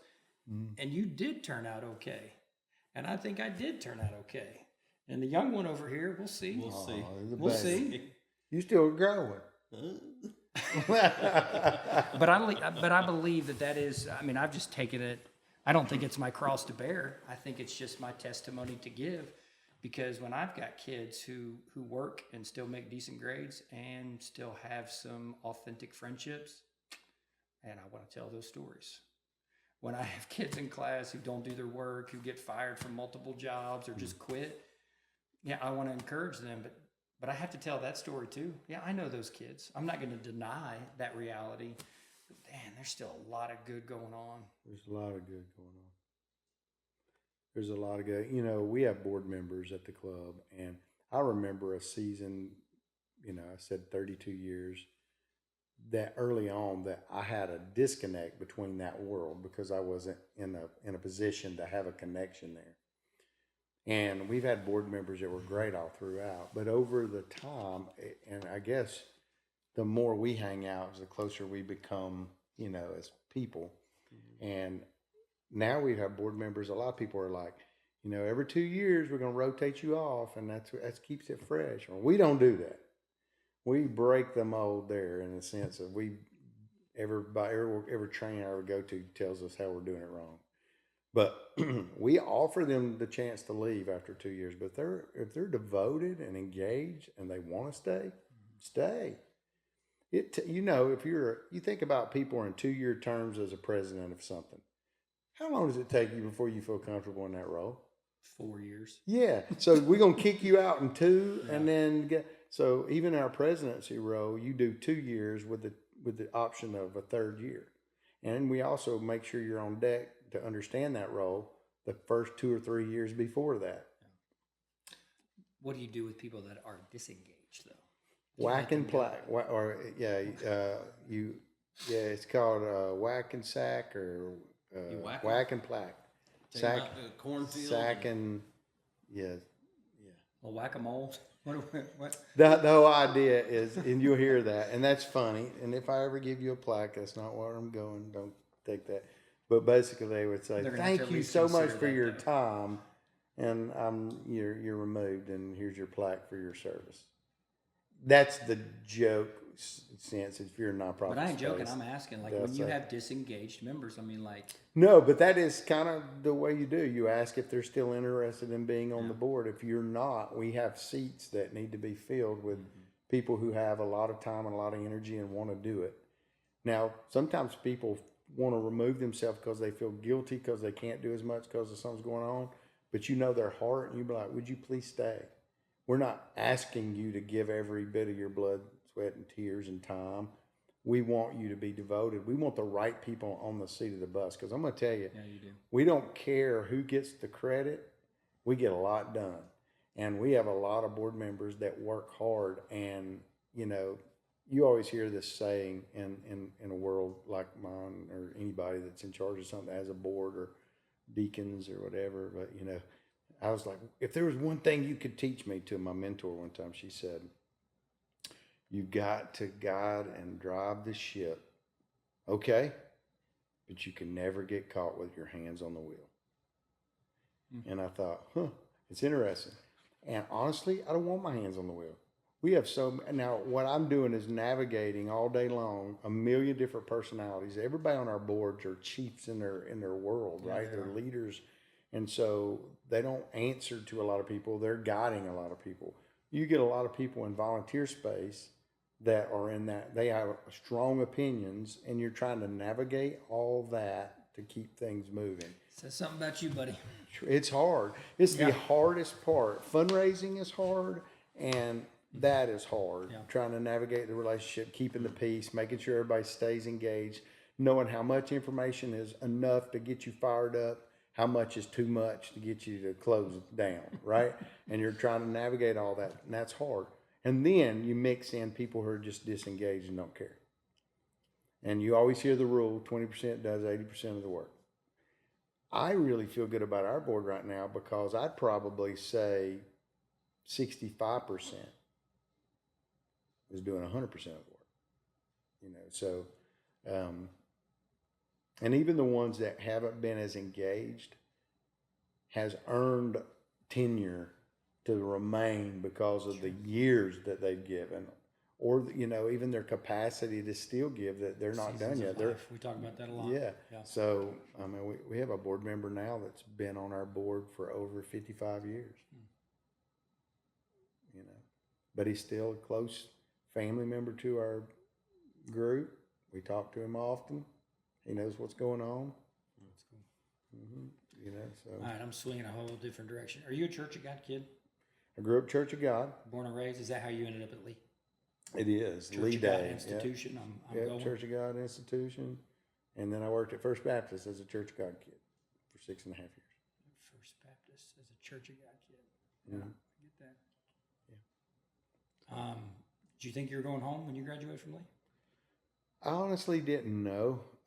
I liked how it turned out because I'm an hour from what home was. So I felt close enough to get there if I needed it. Far enough away to feel like I was away. And what's crazy is sometimes when you're only an hour away, you actually don't retreat back home as much as you would if you were 8 hours away. Mm-hmm. You have to be more intentional when you're further away. I was so close, I'd be like, I'll go tomorrow. And just never go. So, but I didn't know. I always thought, when you're in high school, you feel like this is home. You either want out of there and never want to come back, or you enjoyed it so much that you can't wait to get back. Well, I enjoyed it enough to can't wait to get back. And then I fell in love with this area, and it became home. So it was weird. I'll go home sometimes just to drive the streets and reminisce. Back home, I'll be like, man, that's where I kissed that girl. That's where, we drove around and cruised. That's where we played ball. That's where we ran and we fell off the side of the road. Just dumb. But reminiscing. How'd we get on that? Interesting, man. He wanted to try to make that Lee connection, but I don't know. I just, that's what I do walking on campus or riding my bike or driving through. I'll put that song on and just drive through. Let me tell you it just takes me back instantly. One of the funniest things that happened at Lee that I remember is just one of those crazy memories is I had a buddy that I roommated with. His name's Russell Hall. He's now one of the pastors at Mount Olive Church of God. Went on vacation with him 2 weeks ago. So Russell and I grew up 9 days apart in the same Rome, Georgia hospital. Went to the same elementary, went to the same high school, switched high schools together, came to Lee and was roommates. Went to the same churches all through. And one day, we were just bored. It was like a Saturday. We're at Lee. We're trying to go, what are we going to do today? I don't know. He said, man, I need to see my mom. I was like, I probably need to see my mom too. So we just decided to hit the road. We'll go an hour home and we'll stay the night and go back the next day. It got dark and a little bit depressing. And I called him and I said, what are you going to do? And he's like, I don't know, man. You want to go back to school? And I was like, well, nothing's happening around here. My sister and them are doing something or whatever. And he was like, well, I'll come pick you up. His little Escort with a bullet hose. And he picked me up and we drove back to Lee. And then we said, I think there's a ball game. So we went over to the basketball game. So we're in the gym and there are flyers passing out everywhere. And we're like, what's that about? And it was party after the game. And we got a flyer and it said, wait. That's 101 McNabb. That's where we live. And one of our 7 roommates had just thought, I'm going to throw a party tonight. And he posted all over the place. And we were in Calhoun, Georgia, bored to death.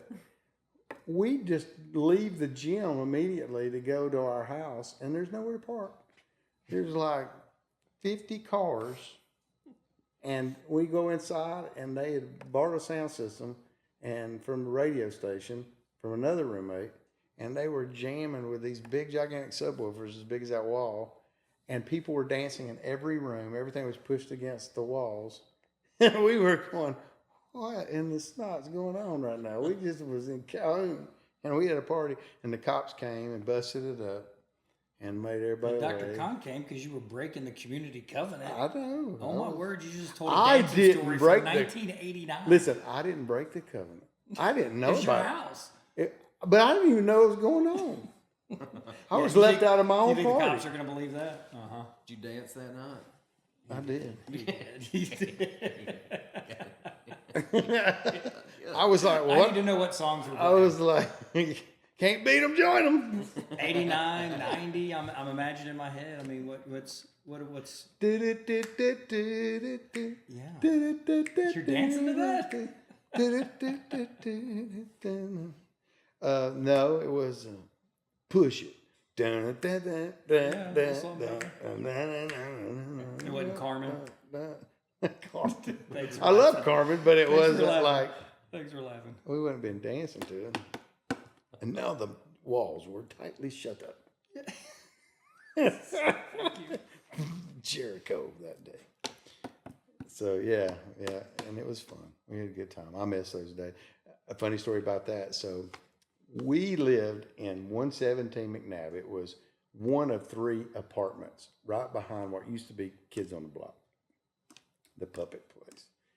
And then it was a dead end street off of Sunset. And then right beside it was 101 McNabb, a little house.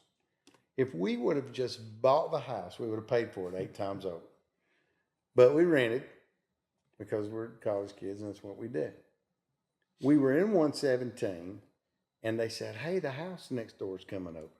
So we pulled our stuff out of 117 and walked across the side yard and moved into 101 McNabb.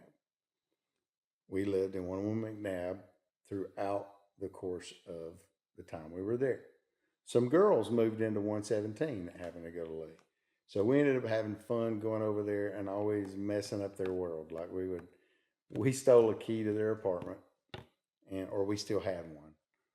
And one time they all went off for dates. They had dates, and we literally took everything in their house and turned it upside down. Everything. and we piled all their clothes together in the living room floor and mixed it up. And then we put all their kitchen food in the bathtub. And we'd just do fun stuff like that. One girl just got this eerie feeling that this ain't good. So she goes back home while she's on her date. She goes, I'm just going to check. And you can hear her. We're hiding under the back deck when she comes in.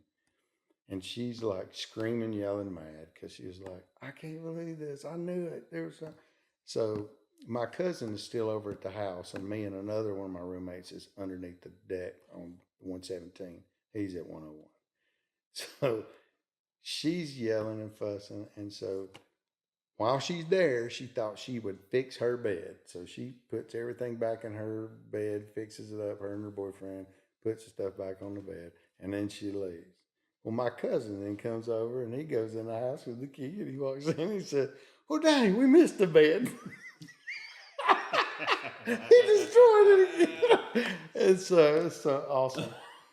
But we lived in that house, and we probably didn't do a good job of being good stewards with the property. We didn't just intentionally mess it up, but we're kids.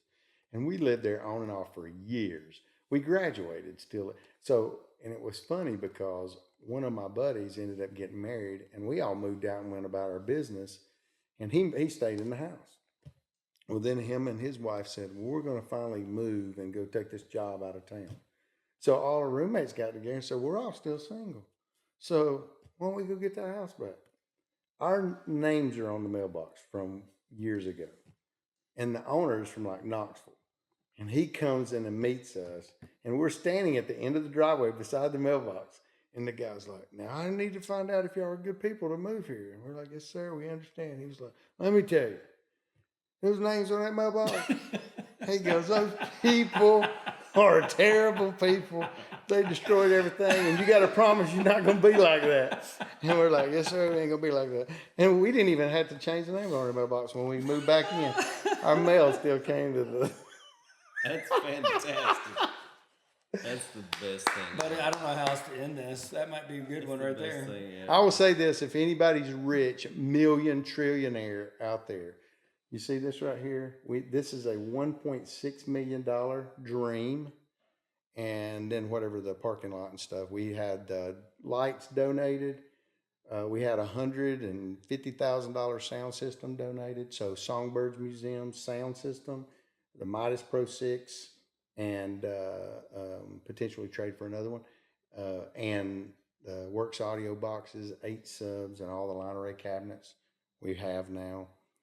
So there's a lot of donated parts already coming, but we need somebody to help with this. Are you negotiating right now? I am. So when they watch the podcast, trying this to is trade called up? solicitation. Fundraising, man. Fundraising.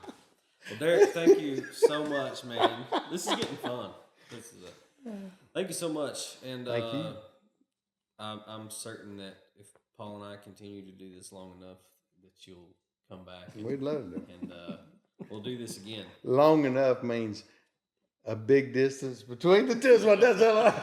If we do this long enough in 10 years, we might invite you back. We looked at each other and threw out a number, and we said 100 episodes. 100 episodes. You know what number this is? What is it? Take a guess.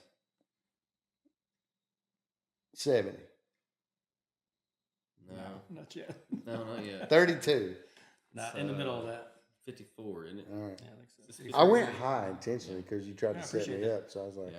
427. Nah, man, we just looked at each other and said, let's do this. And so we're doing it. So That's when awesome. we say, hey, let's do this again, it means, yeah. You're going to do it again. Yeah. It's episode 54, but this is going to be the 51st week. Don't try to explain that. That's, oh. We messed that up. But yeah, man. Anyways, thank you for thanks for hanging out with us. Let's do it again.